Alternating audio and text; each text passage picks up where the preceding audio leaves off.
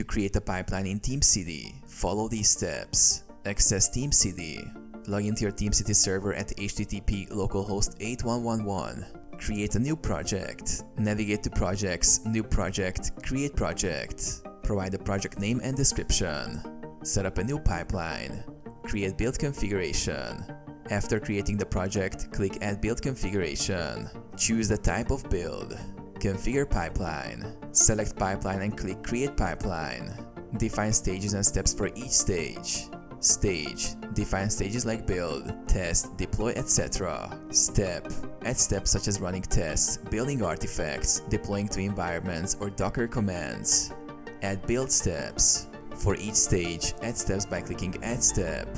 Build. Run build scripts or tools like Maven, Gradle, etc. Test. Add test steps like running JUnit tests or Selenium. Deploy. Deploy artifacts using scripts or Docker containers. Artifact management. Upload or download artifacts to or from repositories like Nexus or S3. Configure triggers. Set up triggers for your pipeline. VCS trigger. Automatically build when changes are made to a Git repository. Schedule trigger.